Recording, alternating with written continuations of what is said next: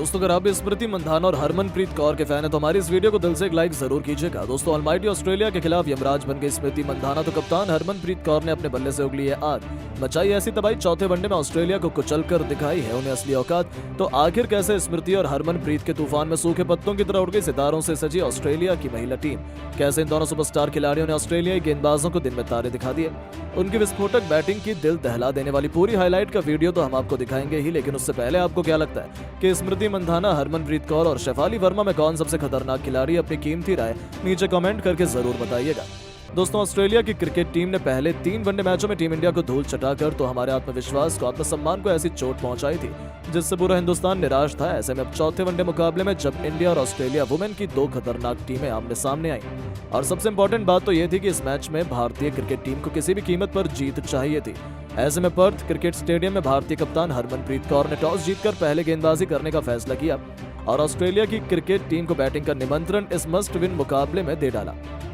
जहां ऑस्ट्रेलिया के बल्लेबाजों ने अच्छी लड़ाई करी, गेंद और बल्ले के बीच हमें तगड़ा कांटे का मुकाबला देखने को मिला।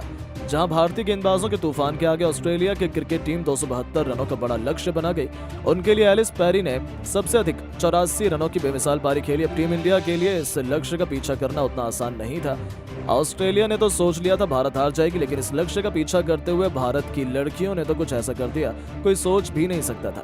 जी हां दोस्तों, भारत की 2 सबसे खतरनाक स्मृति मंधाना और ऋचा घोष की जोड़ी मैदान में कदम रख चुकी थी।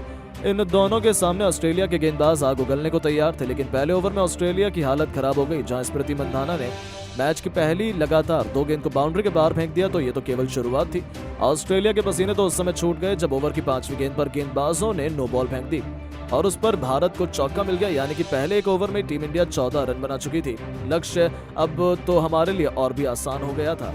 भारतीय खेमा तो अभी से जश्न मनाने लगा था, यहाँ तक कि दूसरे ओवर की आखिरी गेंद पर भी ऋचा ने शानदार चौके से अपना खाता खोला और ऑस्ट्रेलिया को अपने तेवर दिखाने शुरू कर दिए। भारतीय टीम आसानी से जीत की तरफ बढ़ रही थी।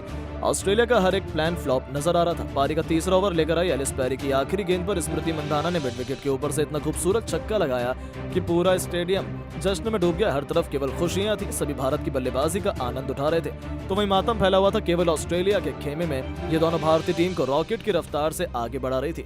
पावर प्ले का बखूबी फायदा उठाते हुए दोनों ने मैदान के चारों तरफ चौकों की बरसात कर दी थी। यहाँ तक कि पावर प्ले का आखिरी ओवर लेकर आई खुद तालिया मैकग्रा का स्वागत ही स्मृति मंधाना ने पॉइंट के क्षेत्र में खतरनाक चौके से कर दिया था। इसी के साथ उन्होंने टीम इंडिया को 50 रनों के पार भी पहुंचा दिया था। अभी मुकाबला शुरू हुए कुछ समय भी नहीं बीता था और टीम इंडिया अभी से 53 रन बना चुकी थी। ओवर की तीसरी गेंद पर ऋचा ने गेंदबाज के सर के ऊपर से एक ऐसा जबरदस्त छक्का लगाया जिसे तो हर कोई देखते ही रह गया। उनकी तूफानी बल्लेबाजी ने ऑस्ट्रेलिया के खिलाफ भारत की जीत तो सुनिश्चित कर ही दी थी। 6 ओवर में टीम इंडिया ने 59 रन बनाए। हालांकि ऑस्ट्रेलिया ने अपनी कातिलाना गेंदबाजी से वापसी करने का भरपूर प्रयास किया, उन्होंने जीत जान लगा ली, लेकिन जिस अंदाज में स्मृति और ऋचा ने टीम इंडिया को शुरुआत दिलाई थी, उसके बाद टीम इंडिया को हरा पाना ऑस्ट्रेलिया के बस में नहीं था। देखते देखते स्मृति मंधाना ने केवल 31 गेंद पर अपना तूफानी अर्धशतक ठोक दिया था, वो भी इतनी बड़ी चुनौती में। दूसरी तरफ ऋचा भी फुल फॉर्म में नजर आ रही थी। गेंदबाजों के सर के ऊपर से छक्का लगाकर इस खिलाड़ी ने 10 ओवर में टीम इंडिया को 100 रनों के पार पहुंचा दिया। ऋचा भी अर्धशतक बना चुकी थी। उनके बीच हुई शतकीय पार्टनरशिप ने टीम इंडिया की जीत की नींव बिछा दी थी। उनकी विस्फोटक बल्लेबाजी का नतीजा हुआ कि टीम इंडिया जीत की तरह बहुत तेजी से बढ़ रही थी। हालांकि तभी ऑस्ट्रेलिया ने वापसी की। ऋचा घोष 56 रन बनाकर पवेलियन लौट गई, लेकिन उनके आउट होने के बाद मैदान में उतरी हरमनप्रीत कौर के सामने स्मृति मंधाना के साथ मिलकर रनों की रफ्तार में कोई कमी नहीं आने दी।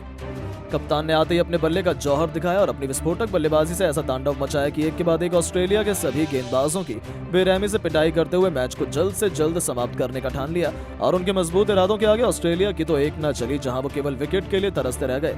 देखते देखते स्मृति मंधाना और हरमनप्रीत कौर के बीच शानदार पहले 50 तो फिर 100 रनों की मजबूत साझेदारी भी हो गई।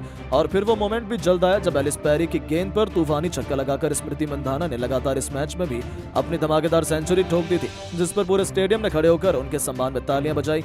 वहीं दूसरी तरफ हरमनप्रीत भी अपने बल्ले से आग उगल रही थी। उन्होंने भी अपने बल्ले से शानदार 50 ठोक दिया और उनकी खौफनाक बल्लेबाजी का नतीजा ऐसा हुआ कि केवल 47 ओवर में टीम इंडिया को जीत दिलाकर उन्होंने ऑस्ट्रेलिया को कुचल कर रख दिया और 18 गेंद शेष रहती टीम इंडिया ने इस मुकाबले को अपने नाम कर इस महामुकाबले में हिंदुस्तान का तिरंगा शान से लहरा दिया था। जहां स्मृति मंधाना ने इस मैच में तूफानी 132 रन बनाए तो हरमनप्रीत के बल्ले से भी 73 रनों की एक बेमिसाल पारी देखने को मिली और टीम इंडिया ने चौथे वनडे मैच को जीतकर न केवल अपनी बेइज्जती का बदला लिया बल्कि पूरी दुनिया, पूरे हिंदुस्तान को विश्वास दिलाया कि टीम इंडिया कभी भी कोई भी चमत्कार कर सकती है, तो उन्हें भी कभी हल्के में नहीं लेना चाहिए। लेकिन दोस्तों, अब आप इन दोनों की तूफानी पारियों को 10 में से कितने नंबर देना चाहेंगे? अपनी कीमती राय नीचे कमेंट करके जरूर बताएं और ऐसी शानदार खबरों के लिए चैनल को सब्सक्राइब जरूर करें। धन्यवाद। शतकवीर ट्रेविस हेड को क्लीन बोल्ड कर गुस्से में मोहम्मद सिराज ने गालियां देते हुए मनाया। ऐसा जश्न बीच मैदान में ही मच गया, बवाल भड़क गए थे हेड। फिर इन दोनों के बीच हुआ ऐसा भयंकर विवाद देख कोहली, रोहित से लेकर पूरा स्टेडियम रह गया दंग। तो आखिर क्या था मामला, जब हेड का घमंड तोड़ने वाले मोहम्मद सिराज ने सेलिब्रेशन में सभी हदों को पार कर दिया। दिखाएंगे हेड के विकेट, सिराज का वह सेलिब्रेशन और उनके बीच हुई लड़ाई, सब कुछ। लेकिन उससे पहले यदि आपको लगता है कि अभी भी टीम इंडिया यह दूसरा टेस्ट मैच जीत सकती है, तो हमारी इस वीडियो को दिल से एक लाइक जरूर कीजिएगा दोस्तों। ट्रेविस हेड लगता है भारत से कोई दुश्मनी निकाल रहे हैं, तभी तो हर एक मुकाबले में वह ऐसे उतरते हैं जैसे टीम इंडिया को कहीं का नहीं छोड़ेंगे।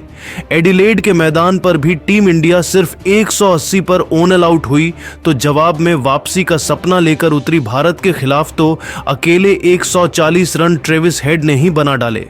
इस दरमियान उन्होंने बुमराह, मोहम्मद सिराज, हर्षित राणा सबकी बेदर्दी से पिटाई की थी। ऑस्ट्रेलिया को 300 रनों से अधिक के स्कोर तक पहुंचा दिया था। लेकिन तभी जब ऐसा लगा कि यह खिलाड़ी अब तो सब कुछ बर्बाद कर देगा, तभी मोहम्मद सिराज एक चमत्कार कर जाते हैं। लेकिन तभी ऐसा भयंकर विवाद होता है, देखकर सबके होश उड़ गए। जी हां दोस्तों, आपको बता दें, पारी का 62वां ओवर लेकर आए थे मोहम्मद सिराज, जिनकी पहले ही गेंद पर हेड ने चौका लगाया, तो तीसरी गेंद को इस बल्लेबाजी ने बाउंड्री पार छक्के के लिए डिपॉजिट कर सिराज के घमंड को ठेस पहुंचाई थी। लेकिन दोस्तों, ईंट का जवाब पत्थर से देते हुए चौथी गेंद पर सिराज ने इस बल्लेबाज को चारों खाने चित्त करते हुए क्लीन बोल्ड कर टीम इंडिया को सबसे बड़ी सफलता दिला दी थी। जहां विकेट तो काफी दूर जाकर गिरे थे और ट्रेविस हेड को 140 रन बनाकर पवेलियन लौटना पड़ा। लेकिन दोस्तों, विकेट लेते ही मोहम्मद सिराज ने तो गुस्से में गाली बकते हुए हेड को पवेलियन लौटने का इशारा कर दिया और ऐसा जश्न मनाया देखकर ऑस्ट्रेलियाई खिलाड़ियों का खून खौल उठा। यहां तक कि दोस्तों, बदले में हेड ने भी मोहम्मद सिराज को गाली देते हुए उनसे लड़ाई करना शुरू कर दिया। माहौल काफी गर्मा गया था। सिराज और हेड दोनों काफी गुस्से में थे। ऐसा लगा था कि मामला बढ़ जाएगा, लेकिन तभी साथी खिलाड़ियों ने आकर मोहम्मद सिराज को शांत किया और बात हद से ज्यादा नहीं बढ़ी। लेकिन जिस तरीके से मोहम्मद सिराज ने जश्न मनाया, गालियां देते हुए हेड को पवेलियन जाने के लिए कहा, वह नज़ारा देखकर तो सब कोई दंग रह गया था।